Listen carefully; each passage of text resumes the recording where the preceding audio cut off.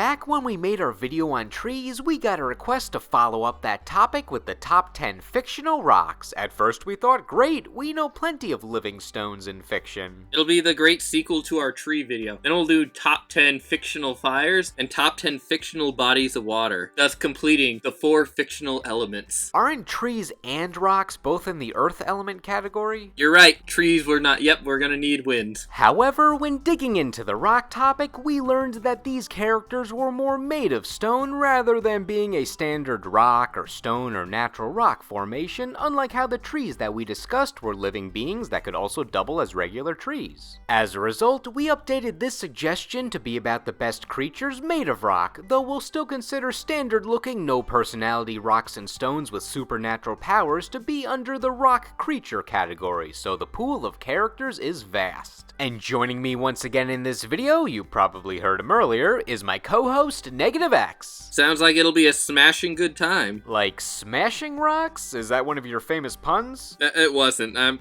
scrambling. You know, the puns take a while to come to me. Once I get rolling on it, they really come. And thus, the puns have begun, which means it's time for us to begin our top 10 rock creatures, otherwise known as top 10 stone creatures. Number 10, Thwomp from Mario. The Thwomps all live a simple life, only knowing the ways of death and destruction. Whenever the player goes near them, they come crushing down and then slowly ascend back upwards, only following their set pathway. If my entire life was moving slightly up and then slightly down, I'd be pretty mad too. At least I can go a little bit to the left, a little bit to the right. Hey, Macarena. Well, actually, there are some that can exclusively go left and right, or even diagonally up and down, just as long as they're locked in 2 specific directions. But none can go up and down and left and right. They're like rooks without the ability to go in 4 directions. And would it really be a rook if you couldn't do that? I'll give them credit that despite not being able to angle their heads to see who's coming, they still know when it's crushing time. I'd say they hear footsteps, but they don't even have ears, so I don't know how they can detect nearby life.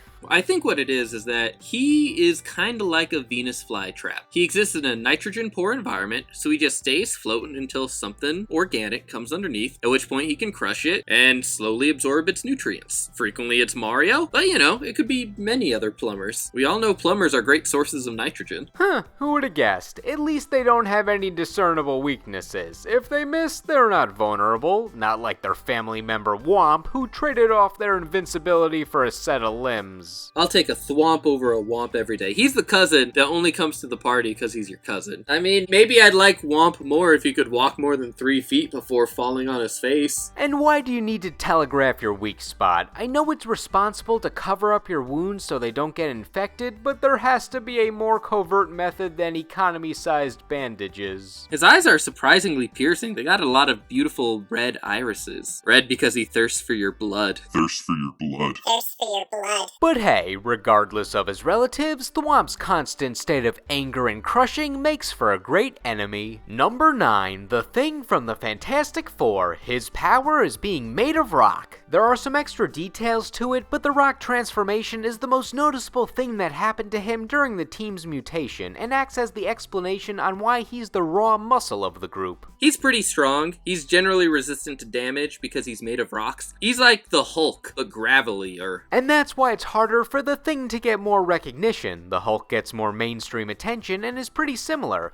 While I like the Hulk's backstory and rage aspect to his character, the Thing still has a notable backstory of having to deal with his monstrous appearance that's hard to cure. A big part of his character is he just wants to be a normal human again, but eventually he copes and accepts that he's now a big strong rock man forever. In some Marvel crossovers, the Thing's fan favorite matchup is against his green counterpart. He seems to take much enjoyment in punching the Hulk many feet away. The Thing gets really into that matchup, like in the 90s Hulk cartoon when he was using the Hulk's manner of speaking against him, saying something like, "Well, Thing's smarter, Thing faster." I will say, the Thing does have intelligence. However, if we're rolling it back a minute, if he's speaking in the third person, can we give him that much intelligence? Well, Thing bigger. Sounds like 2 kids in an elementary school. My dad could beat up your dad. Well, my dad tall. No, it was an intentional taunt. He was just cynical about Hulk's recklessness and stupidity. That is true. He was doing a bit. He's also funnier than the Hulk then. And you know what they say about funny rocks? They're pretty awesome. I also like that once he obtained his powers, he just walked around without a shirt on all the time. He doesn't need to follow the societal norms of no shirt, no shoes, no service. He's a rock man now. Though sometimes he had the full Fantastic Four jumpsuit on. However, I was mostly introduced to him through the mid-2000s Fantastic Four movies where he just wore pants. As opposed to the most recent version, which nobody saw. While it's fun to bash on that movie, we should point out that this thing took it a step further and didn't wear pants at all. Oh man, he must have been rock hard. Well, he was not anatomically correct, so technically there was a hard rock in the area you're referring to.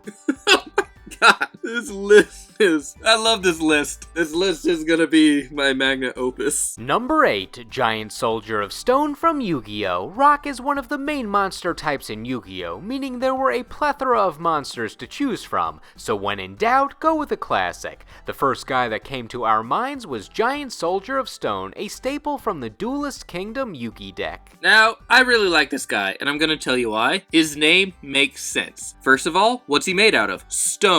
Second of all, is he big? Yes, he's giant. Third, does he have a job? He's a soldier. We know that he's putting food on the table. Beautiful. Wrap that character up, put him in the bow. No Trents here, just a good explanatory name. What about the of? Of? You need a transition sometime. That's his middle name. It's Giant Soldier, Stone, last name, and then of in the middle. Really, we should be calling him Mr. Stone? His friends call him GS for Giant Soldier. I'm not gonna act like this is some unbeatable card in reality. It has 2,000 defense points, which was really good for early game strategies, but now it really doesn't mean anything. I always preferred Mystical Elf for early high defense vanilla monsters, but she doesn't have a kick-ass sword, so Soldier wins that round. Of course, what really gets Giant Soldier on this list is the classic anime moment where Yugi uses him to attack the moon. Duelist Kingdom was less of a card game and more of a, we'll just put random crap on the field and make up powers that fit with their appearances. In Yugi's duel against the ocean-themed duelist Mako Tsunami, the land nearly gets engulfed in water. When Yugi summons the literal moon to power up his Silver Fang, it simultaneously controls the tides of the ocean on the field to Mako's advantage, just like the moon does in real life. Come on, Yugi, why didn't you think about science during your Magic card game with preset holographic animations? Anyway, when Soldier of Stone looks done for, Yugi has him do the famous Attack the Moon strategy, one of the greatest moments in the series, and I have no idea how serious I am when I say that. The attack is what you'd expect. The moon gets pierced by the stone sword like any old object and crumbles, causing the waves to recede, Yugi to win, and a reenactment of this moment to be immortalized on its own card. Do you think he was saying to himself, "That's no moon," as he stabbed it? No, I'm pretty sure he was well aware he was attacking the moon because Yugi declared it. Yeah, probably not, because he knew it was a moon. He just hates other objects made of rock. Maybe he thought it was okay because he actually believes the moon is made of cheese. Giant Soldier's an avid fan of Wallace and Gromit. He eventually got an upgrade or counterpart called Giant Soldier of Steel, but this list isn't about steel creatures, so Giant Soldier of Stone doesn't have to share his spotlight. Number 7, Rolling Stones from JoJo's Bizarre Adventure Golden Wind. For those interested in the series, this segment will have some spoilers not only for Part 5, but also Part 2, so if you want to avoid those, the next segment starts at the time on the screen right now. For those of you who have read or watched the series or don't care about the spoilers, rocks are very important to the JoJo's lore. Part 6 is called Stone Ocean if that's any indication. Note, don't take that literally. But even from the beginning, rocks were a major part of JoJo's. We had to deal with the stone mask that turned people into vampires.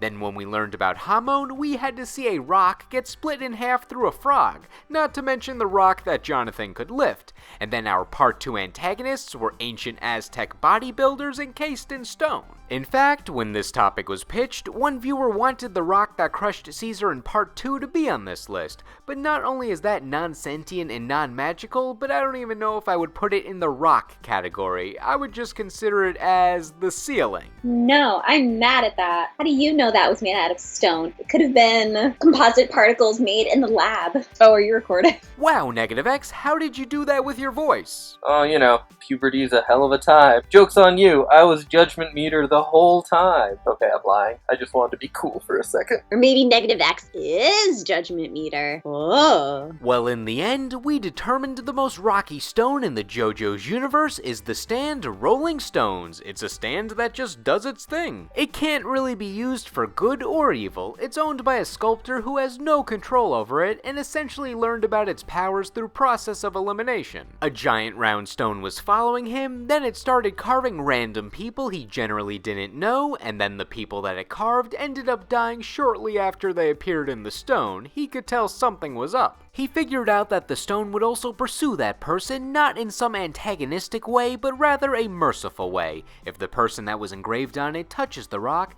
they will painlessly die rather than putting it up to fate. Of course, if you can destroy the rock with your face on it, your life will be prolonged. And by you, I mean one of your friends has to do it, because if you punch the rock, it will just enact the instant painless death aspect of it. Do you have to know that the rock is a sculpture of you? Or does it just do it to random people? Like, could it be a sculpture of me and I'm gonna die horribly tomorrow, but I just don't know because I don't spend a lot of time looking at statuaries? The sculptor who owns it basically sees people he doesn't know all the time and is like, well, that sucks. Hey, if you know this guy, tell him he's gonna die and I have some options for him. If I'm ever walking down the street and a man comes up to me and says, hey, my rock looks like you, you're gonna die unless I destroy it, I'm gonna be like, you know, I'm gonna leave because I don't want to get murdered. He was just saying it as it is, yet everyone wants to shoot the messenger, literally. It was non-lethal though. He was fine enough to monologue to us about this curse and tell us some cool art history. Number 6, the stone from the King Arthur Sword in the Stone Legend. Back when this list was just gonna be about full-on rocks,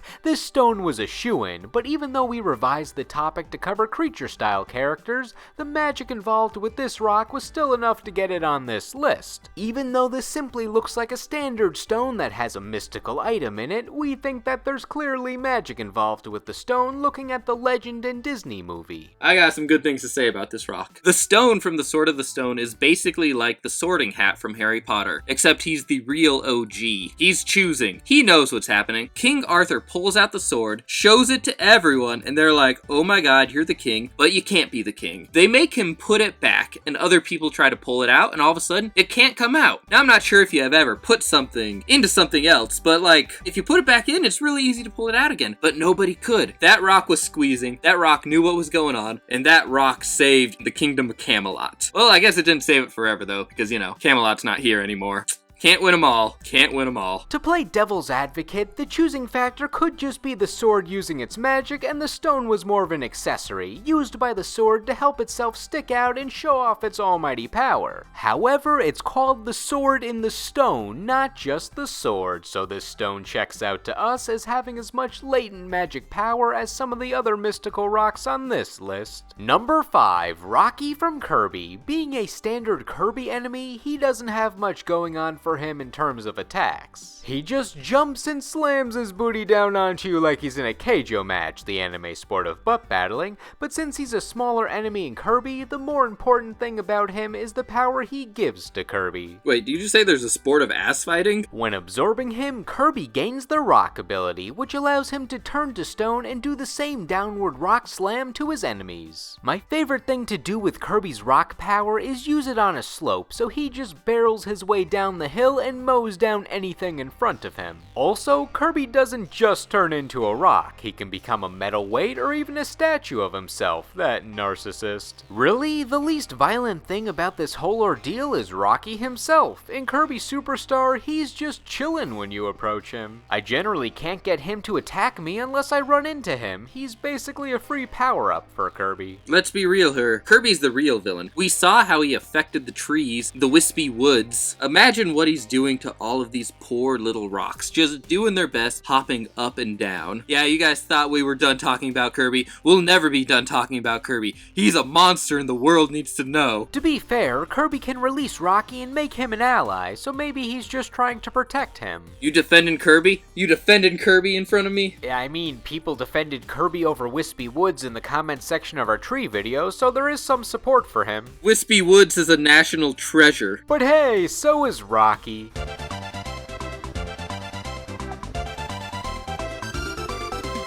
Number 4, all the Colossuses from Shadow of the Colossus. Wait, is it Colossuses or Colossi? I think it really depends on the root of the word. It's kind of like octopus and cactus. I'm pretty sure the technical plural of cactus is cacti, while octopus is technically octopuses because one comes from Greek and one comes from a different language. I don't actually know though. I'm not an entomologist or a word guy, so I don't know. I'm pretty sure entomologist is the wrong word for that. Huh, I thought it was octopi. It doesn't matter. There are 16 of these Colossus characters, so can we put them all on the same ground like the Nintendo enemies, or are there some that are more rocky than others? I personally think we should go through them all because despite what the Wikipedia says, that they're all kind of made of these rocks and other things, when you're playing the game, some of them aren't very rocky. Some of them are just kind of fleshy. For example, hey guys, Future Me here. Sorry about NegetiveX's drop in mic quality for this entry and during number 7. Long story short, technical difficulties, but it will be back to normal after this segment. Now back to Colossus talk.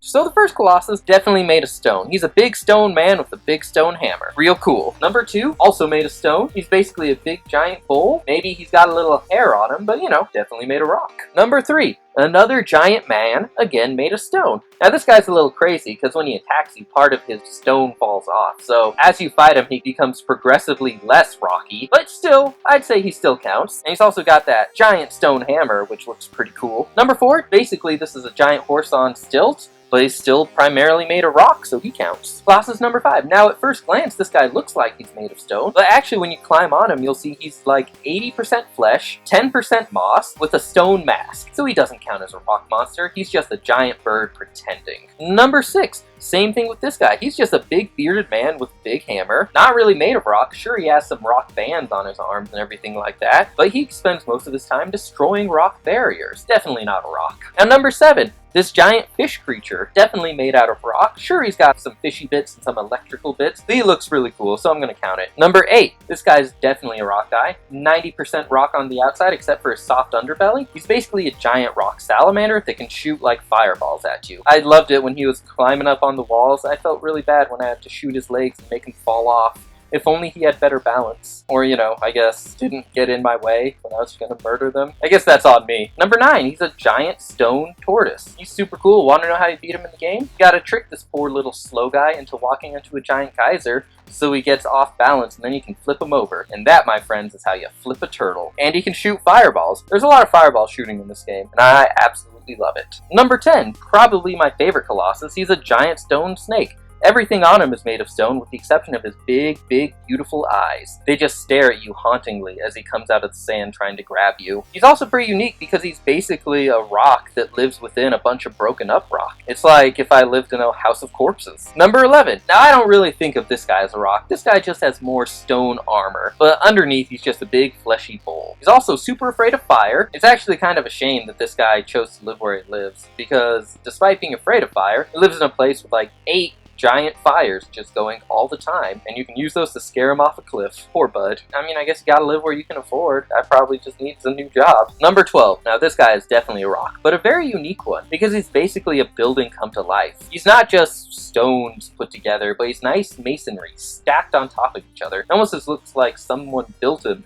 and then gave him life. He's also got other smaller rocks on top of his head that you can use to help guide him wherever you want to go. You just gotta slap it. It feels like I'm giving him a mighty toothache because he's got giant teeth on his head. You just slap him to the left and that's where he goes so it doesn't keep hurting. Someone get this building a dentist. What would a dentist be in carpentry terms? Number 13. Now this guy's also a rock, even though he's got quite a bit of fleshy bits, but I would still say he's at least 50% rock, hence rock monster. He's also got giant fleshy sacs underneath, which means this rock can actually fly. He's like a blimp. Number 14, again, this guy is not a rock. He's just another bull creature with stone armor that you gotta knock off. This time you have to collapse a building on him, but he's not very smart either because he just keeps knocking down buildings. Number 15, this guy is 100% not a rock. Look at him. He's basically King Kong wearing a stone diaper. He also has a stone face mask, I guess, which, you know, gets him a little closer, but still goes to show he's still 80% not stone. One of his spots that you gotta hit is on his his hands. You basically got to give him the world's most intense high five. A high five that ends with someone dying. Number 16. At first glance, this guy definitely looks like he's made of stone. But once you start climbing him, you realize it's all a ruse. He's just wearing a giant stone skirt. I also feel kind of bad for him because his giant stone dress is so heavy that he can't actually leave his spot. He's just kind of welded in place. Most of the other colossi at least get to run around and have a blast. But he's just there, protecting his, I don't know, domain. That was a beautiful monologue, but now pick the best one to represent this entry. Oh god. We have to decide who's the best? I'm gonna say number 10, because he's a beautiful snake. Or number 9, because he's a beautiful turtle. Sounds like I have to make the final decision, so I think it should definitely be Colossus number... What did the first one do again? And what was the second one's gimmick?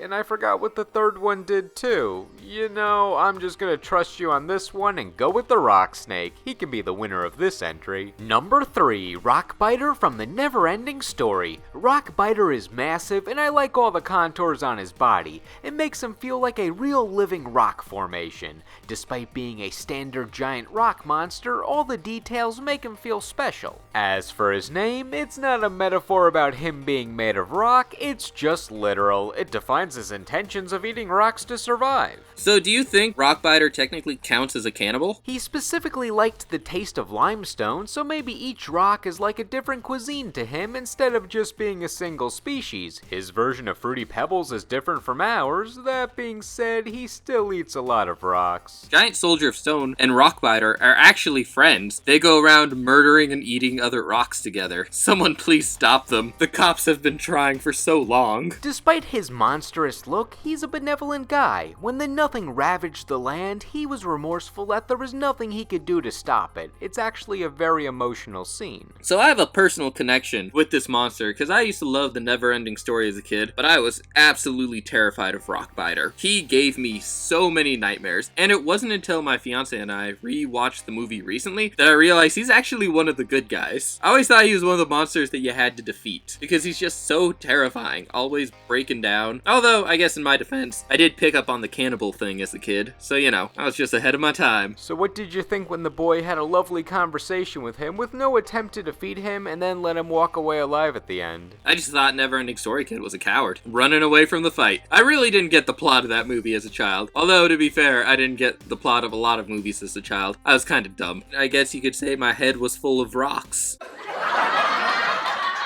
Number 2, Genbu from Yu Yu Hakusho. Genbu is one of the 4 Saint Beasts, and he's a giant rock turtle man with a snake tail. Genbu, look at him up. Oh, I love it. Oh, he's so cool looking. All gray and spiky. Although, anatomically, not really correct. You see, he has like some big teeth. Turtles actually have beaks. You've just stepped into NegetiveX's Turtle Facts. We'll hit you with the next one. Turtle Facts with NegetiveX. I love this design. He has attacks you'd expect from his appearance, being pure power and covering some distance with that rock snake tail. But what I find the coolest about him is that he can merge with stone. He fights Kurama in a room made of stone in the Saint Beast's castle, where he has home field advantage. He can sink parts of himself into the stone floor for a sneak attack, or just submerge himself in the floor or walls like he's a shark stalking in the water. I'm not sure how thick these stone walls are, but if they're thinner than his body, would he just liquefy into the walls, or can he resize himself in stone? Or should I just be happy that they gave him this cool power before I consider the principle of conservation of mass? In terms of weaknesses, well, I'm not really sure how impervious his rock anatomy is.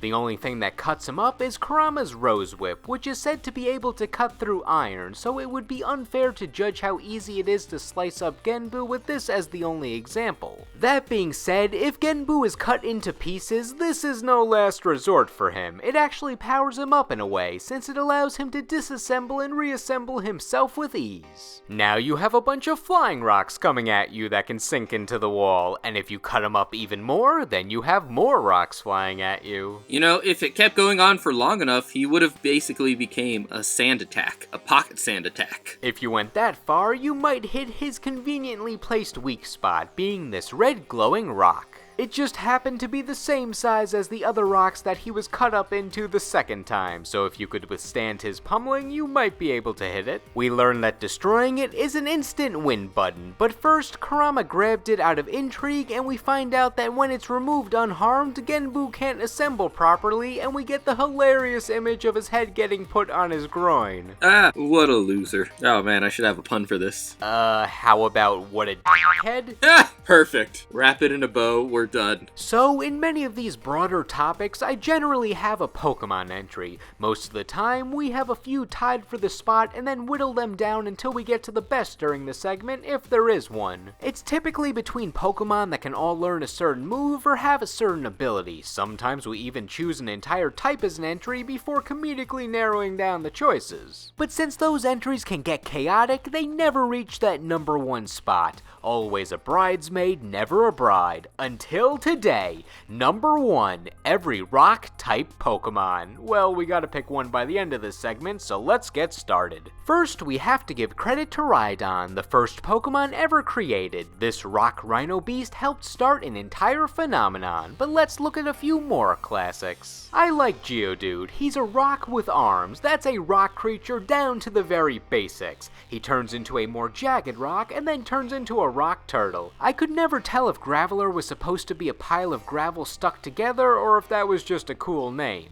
The main question I have for Geodude is his tongue. Sometimes it's a rock color, but other times it's an organic red. What's it like when he licks something? Now, Mr. Top 10 List. I'm gonna come up here and I want to say with respect. Everyone likes Geodude. I like Geodude. But the greatest rock-type Pokemon is Onix. He is made of boulders, he's basically a giant snake, and he can win fights just because of his size alone. You're going by real-world logic there. Yes, Onix is heavy enough to crush with his mere weight, but he actually has one of the lowest attack stats in the game. His best stats are defense and speed, so he's meant to be a fast, big guy that can tank some hits. That's because they don't think of him like laying down on things. The point is, Onix is great. When Brock needed a ringer, he brought in Onix. He didn't throw Geodude at the problem. Maybe Onix only seemed like Brock's ringer because he sent out Geodude first. Geodude softens him up for Onix so Onix can finish the job with ease. You put your best pitcher out there first. That's why he's the starting pitcher. Now what do you have to say about Onix? He's very cute. He's basically a snake, but you could just hug him. Or he could hug you. I'm pretty sure he hugs characters in the show. That's called bind. That's like a stranglehold attack. I mean, there's a fine line between strangling and hugging. Oh man, I'm gonna get the FBI called on me. I think we're limiting our scope too much. Why not go out to Nosepass? He's pretty underappreciated. Nosepass? Oh god, his nose is so red. Does he have the sniffles all the time? You know, he's a compass, but the needle is a human nose. I like that he's creative. He also has an evolution Probopass. Oh my, what the hell? Why does he have so much nose hair? And why are there birds as his arms? Those are mini noses, and his big nose is a magnet that attracts metal shavings to conveniently look like a mustache.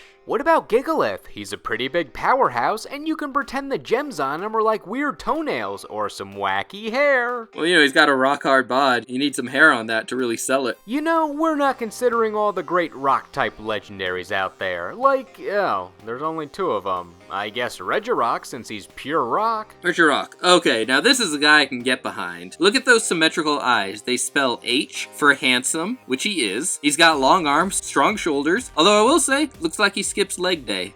I'll demerit him for the weak legs. Oh, we should consider the fossil rocks for this one too. Gotta either go with Cranidos or everyone's favorite rock pterodactyl, Aerodactyl. Oh, Aerodactyl. He uses a stone? I thought he was just a pterodactyl. I guess he's a fossil, and fossils are stone. We could also be unorthodox and go with Relicanth. He's basically a living fossil, only he doesn't need to be revived like all those other fossils. Relicanth. And we're gonna... Oh, Relicanth is cool. He's like a coelacanth, like a fish, but you know, I guess he's a relic. I know you're just learning about him, but thank you for explaining the basic etymology. Alright, so after all these back and forths, I think we finally have to pick the best rock creature Pokemon, and it should definitely be... Wait, I just realized the greatest rock Pokemon bar none. You'll love him. I swear to God, if you say Sudowoodo, I'm gonna cut you. Then you better get out your HMO1 because it's totally Sudowoodo.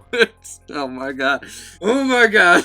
What don't you like about everyone's favorite rock that masquerades as a tree? Sudowoodo is dead to me. I thought he was a tree, and he's been lying to me this whole time. I can't forgive that. You can't have people in your life like that. Actually, it was pretty apparent in the pun in his Japanese name, Usoki, which essentially translates to liar tree, Uso being lie and Ki. I know what his name translates to. He should have made it clear for me. We went over this in the tree video. It was always in his English name, Sudowoodo. He's like wood, but not really.